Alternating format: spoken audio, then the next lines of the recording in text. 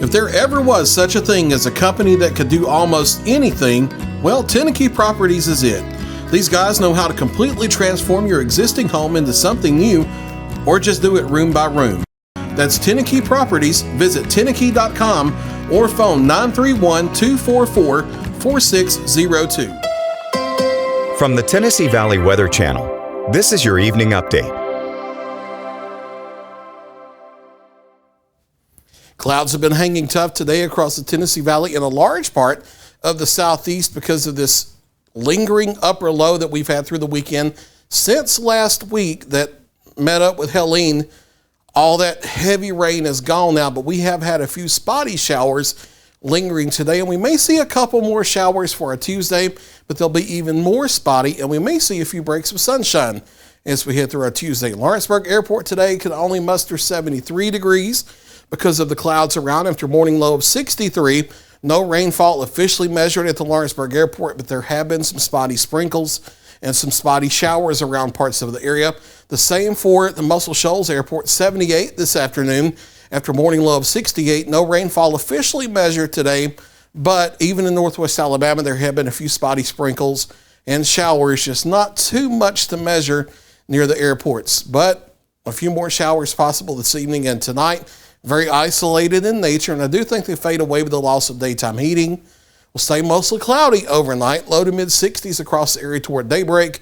Patchy areas of dense fog developing, both over southern Middle Tennessee and northwest Alabama. A little bit more sunshine expected for a Tuesday compared to today, so I think that allows warmer temperatures, upper 70s, lower 80s.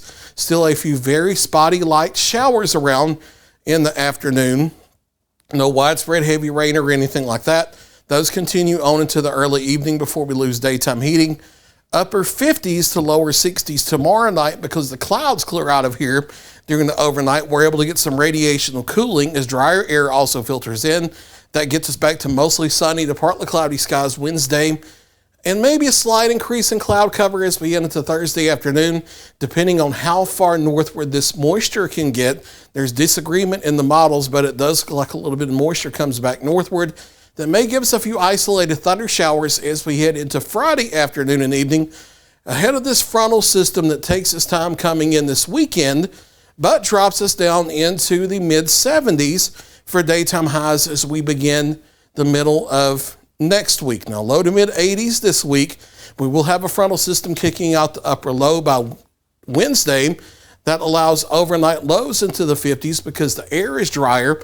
We're able to heat and cool more efficiently, but no true cold air coming down. So we're talking about highs in the mid-80s Thursday and Friday before that secondary system comes in over the weekend that does bring cooler air in time for the start of next week. We're watching the tropics. Hurricane season does not end until the end of November. We've had Isaac moving through the North Atlantic. That has weakened and merged with a jet stream, no longer on the board, not a threat to the United States. We've had Joyce dissipate as it's curved northward, no longer a threat to the United States. Kirk is out here in strengthening mode. It's expected to become a major hurricane, but it is recurving northward also, not a threat to the United States. We're likely to have Leslie behind that one. It will also recurve, not a threat to the United States.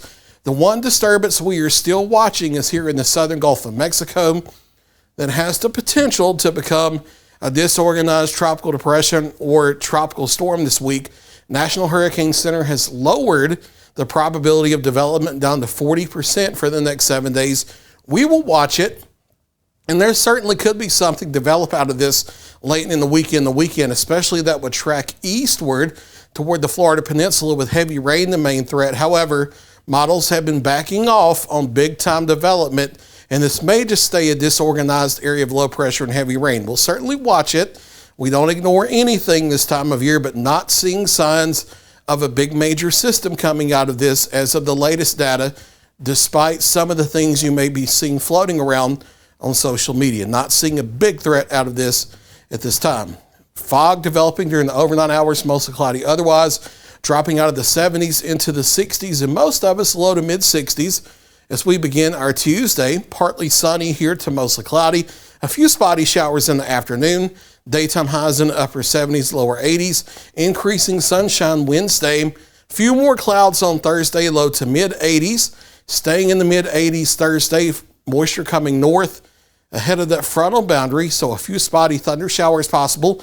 Not expecting severe storms or anything like that. Clearing skies as we go into the weekend, and then a shift toward the 70s as we enter the first part of next week. There's your latest 7-day forecast. I'll be back at 9 o'clock for a final check of your local weather.